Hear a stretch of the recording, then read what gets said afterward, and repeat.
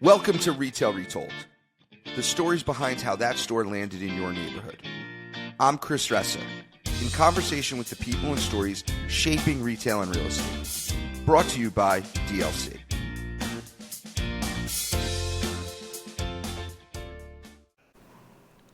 Welcome to Retail Retold, everyone. I'm excited for you to be here today. We have an interesting topic with an interesting guest today. Today we have Colby Piper. We're going to be talking about the cannabis industry, which we really haven't done on this show before. So I'm excited for him to be here. Welcome to the show, Colby. Thank you for having me. Chris, how are you?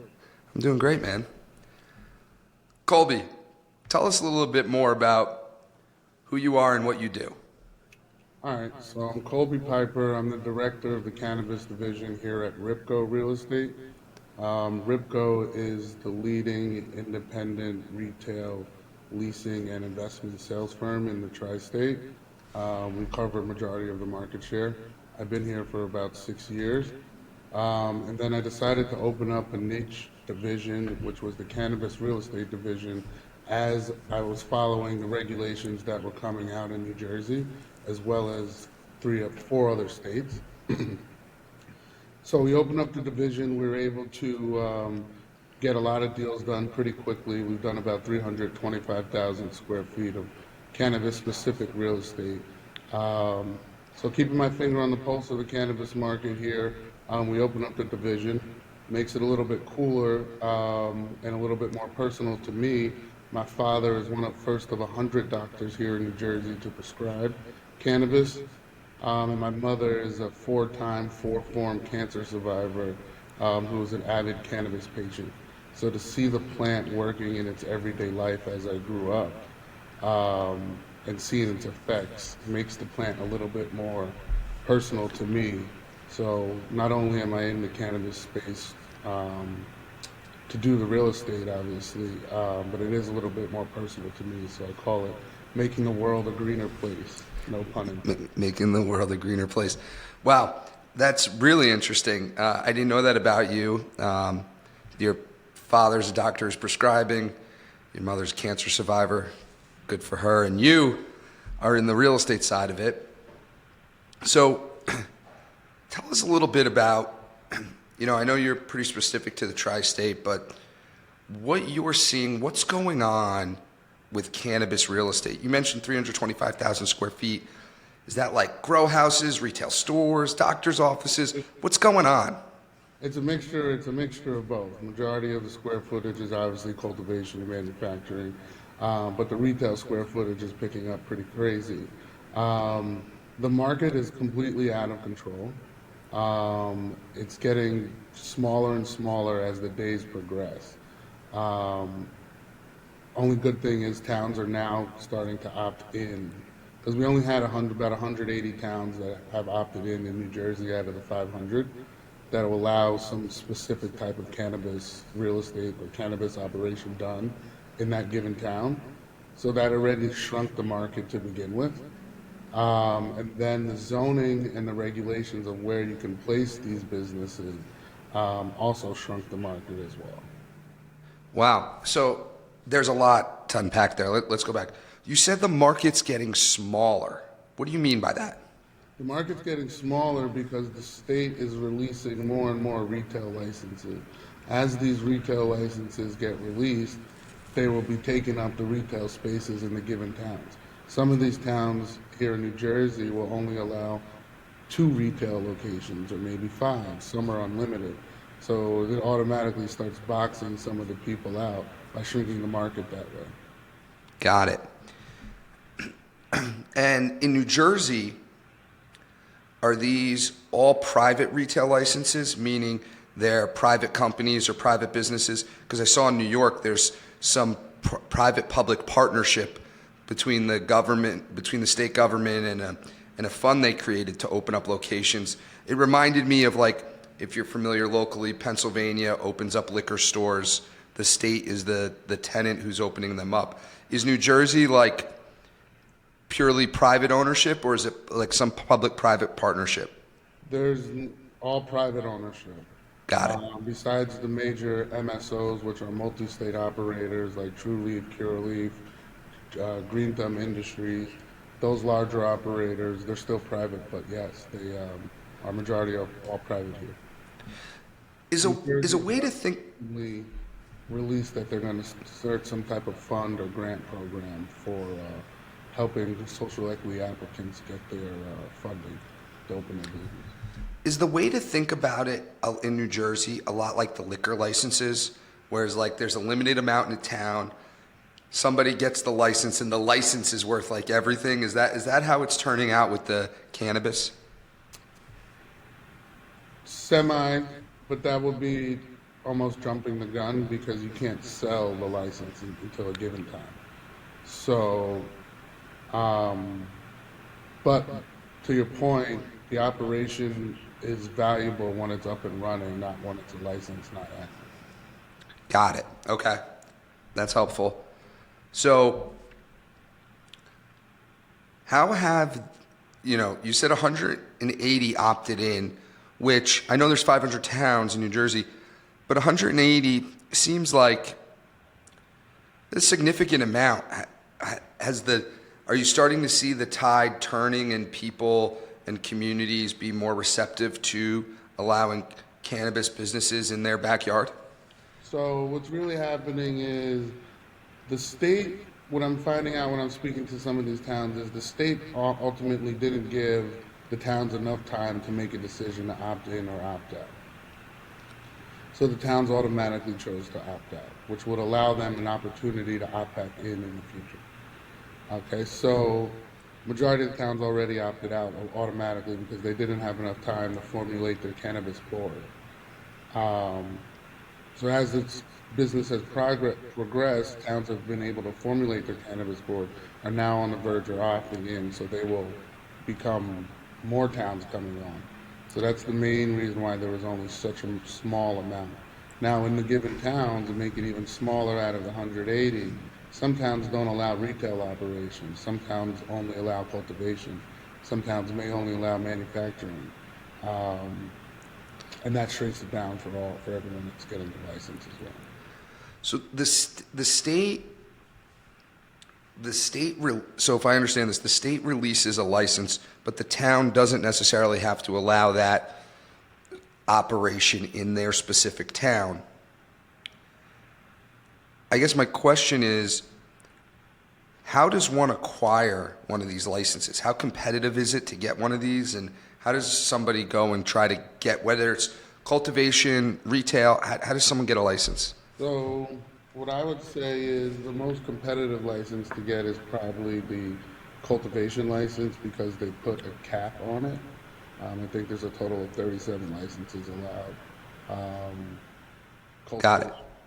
But there will be micro businesses that are smaller than the tier 1, tier 2, or tier 3 cultivation licenses, which are unlimited. So those are able to switch to an annual license. So I don't know how the numbers are going to work out with the state. But the retail licenses, they're technically, the state is releasing unlimited amounts. There's no limit on those. So I feel as if those are less competitive to get. There's also no limit on manufacturing. So, You just got to be first in that town. correct. Or, lobby the town to switch over to allow you in that given town. So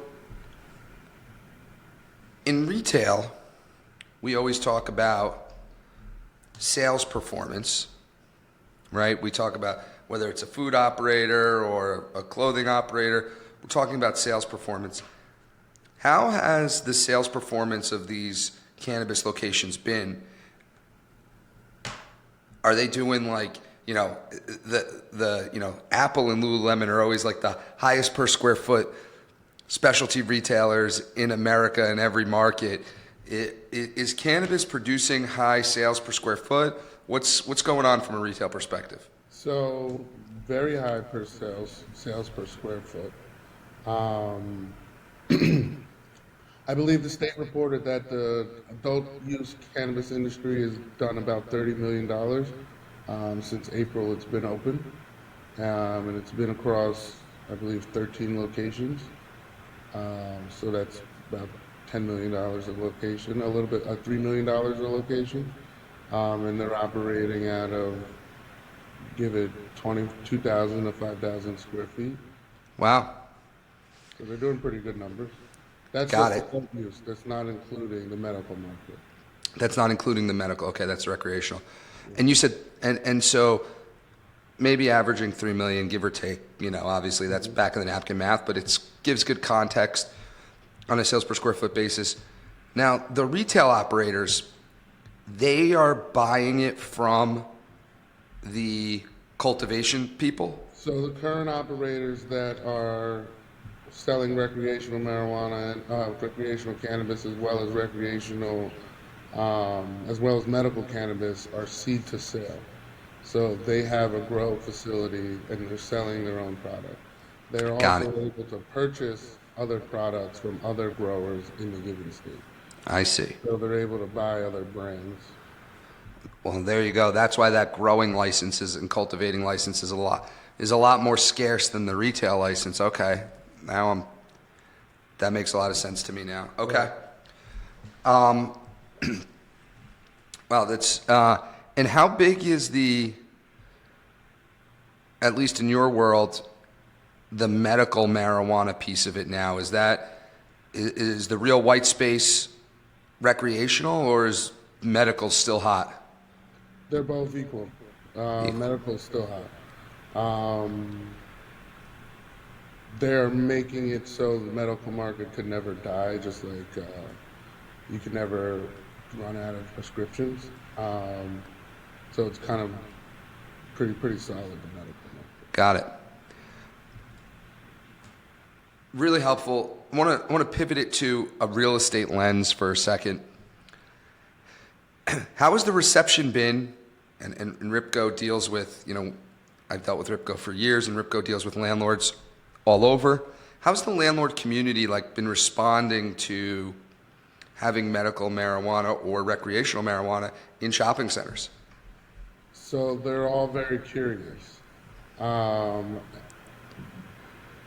They're curious because cannabis pays a premium in rent. They're curious because cannabis drives people to their shopping centers. I'm curious.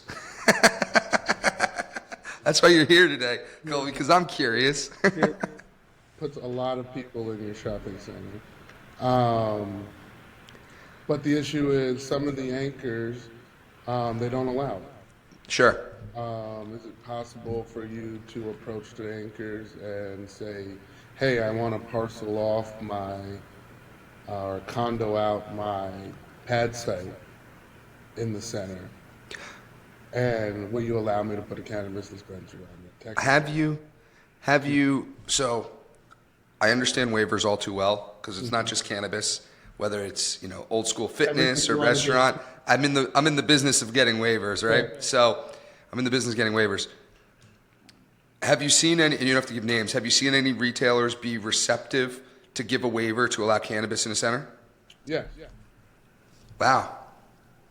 You said that quick. So some national retailers that said, all right. Yeah. Wow. Some of them have kind of just turned a blind eye to it because it's such a small percentage of the center.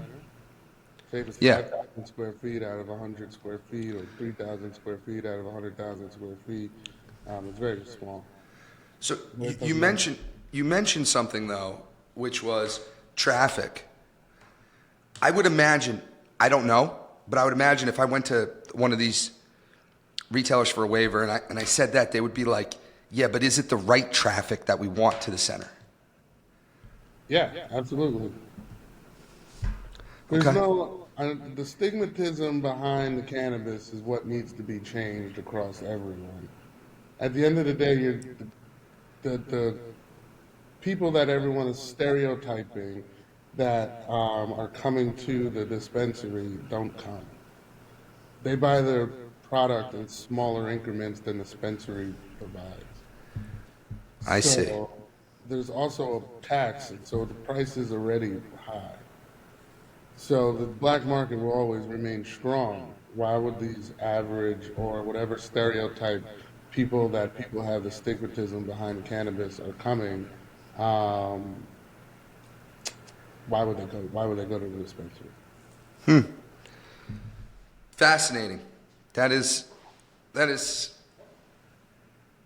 fascinating, actually. That's a really interesting perspective. The dispensary is for the market for the cannabis for the smokers that need to find a safe place to purchase their cannabis, and it's a majority of the people that are 35 and up. Wow. 35 years. Yeah, I think, yeah. I don't think that's, Work there. Go there. got it. Last piece of this. Tell me about the state versus federal, right? Because landlords with mortgages struggle to lease space to cannabis operators, correct? Yeah, but they can always refinance. So it all depends if, it's expensive dollar, but you can always refinance. There's multiple private lenders and lenders out there that will love to refinance your property. There's also ways for you to refinance and then also to sell out to a cannabis REIT, which could also be very lucrative for your landlords. Got it. Okay. The money's expensive, but there's ways to do it, multiple ways. And because the margins are so strong and there's so much white space, the cannabis operators at the moment are paying a premium in rent to get to the properties, correct? Correct. All right. So I've been negotiating with clients as well as landlords. You can't really charge the retailer more than about 20% entry over market, 25%. On the sole purpose that the 280E tax is about 60% on the retailer. They're Wow. the only operation that cannot underwrite or, I'm losing the term, they can't write off any of their losses, the retailer. Huh. So if you do, on average, if you have a store that does $10 million a year, they're profiting about $700,000 off of that because of the 280E tax code.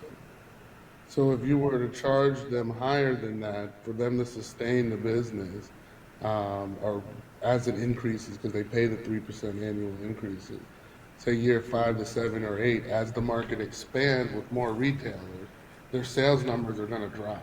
But they're Sure. only gonna So, increase. and right now you said it was $30 million in $30 million in recreational cannabis was done.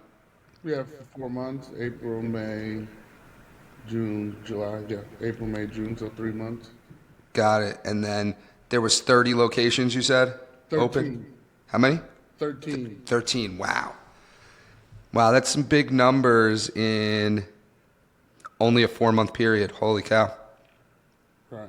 But as the time progresses, those numbers are going to go down because Sure. there's more avenues to get it. Yeah. So the price of the numbers across the board are going to go down. The product's going to stay the same price. But the average retailers are going to be making less money. Is the product, can I charge whatever I want? Like if I've got some special one, can I charge whatever I want, or is the price regulated? The price is not regulated. The pound price is the price. So the Pound wholesale price, Got it. the market is set by the growers. Got it. Okay. Well, listen, fascinating stuff. Like I said, what a great response when I said, what's landlord's reaction? And you said curious. I think I fall into the curious bucket as a landlord. And it's crazy. The private lenders reach out to me, and smaller banks reach out to me and say, "How do we get involved?" And Valley Bank lends to cannabis and refinances properties to cannabis on a relationship base. How do they do it? I don't know. They're one of the largest. They do it across the country, and that's a large bank. So the money's there. Wow. Let's talk about you for a second. I got 3 fun questions for you. Are you ready? I'm ready. All right. Question 1. We call this clear the air, Colby. Question 1. What is one skill you don't possess but wish you did? Sometimes I wish I could sing. Me too. I can't do that. All right. Go rapid fire here. Question 2. When is the last time you tried something for the first time? And what was it? Man, I think I do it so often. I'm trying to think.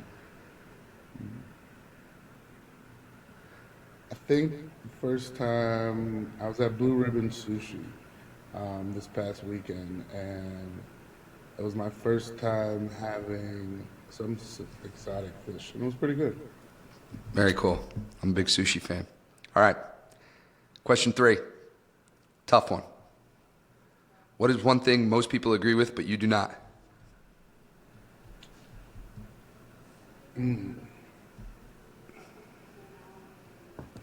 I don't know. What is one thing that most people agree with that I don't? Most people don't wash their hands prior to going to the bathroom. They wash them after going to the bathroom. Huh. I believe you should wash your hands prior to going to the bathroom and then after you go to the bathroom. That's a unique one. All right. I You're like touching it. yourself, so like, why are you gonna dirty yourself? And then I understand, like, you don't want to spread, I don't know if this is PG or R, but I don't know if you want to spread that to everyone else, so you have to wash after you go to the bathroom. It's funny. Okay. All right. You have a story. Let's go to the story about Flemington, New Jersey. Tell us how that happened.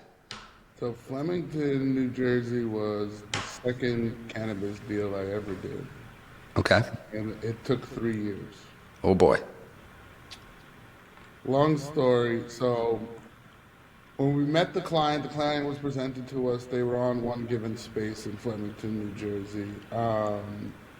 And we negotiated a deal and down to the lease signing basic portion. So attorneys on our end, I represented the landlord, attorneys on our end were paid. The tenant ends up going dark in 2019. The state took 3 years to issue their license since they're ATC, which is Alternative Treatment Center, which means they are fully integrated, which means they are seed to sale. So they grow what they can sell. So they went dark, and then 2021 came around, and they called me and said, "Hey, is the space still available?" The space. When you say, just so we're clear, when you say it went dark, you don't mean the store closed. You mean like they They ghosted you. They ghosted me, correct. Couldn't find them, call them, nowhere to be found, nothing. Then they just come out of the woodworks 3 years later, and it's like, "Hey, is this space available?" That space was already leased by me, but they applied to the state with that given address.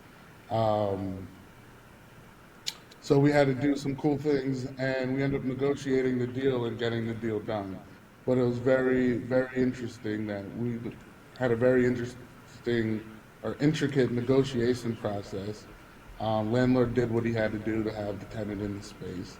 And then they just ghosted us. And then came back like, "Hey, we got our license and we're ready to move now." And they wanted to, sign a lease within the first week and a half. So, a couple of things.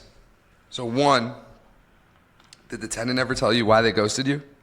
No, it's kind of like one of those things that are unsaid. Okay. But you had mentioned something in the story, and I'm curious how this played out.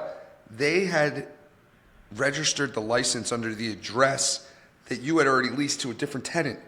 Right. So did they have to unwind that? Yeah, so I believe they had to go back to the state and change, since that they're fully integrated. So they have their grow location and their retail location. So what they did was I believe they had to go back to the state and change the address from like Suite 6A to Suite 6B or 6C, whichever one it was given at that time. Was it in the same property? Yes. It was. Sweet change made the difference.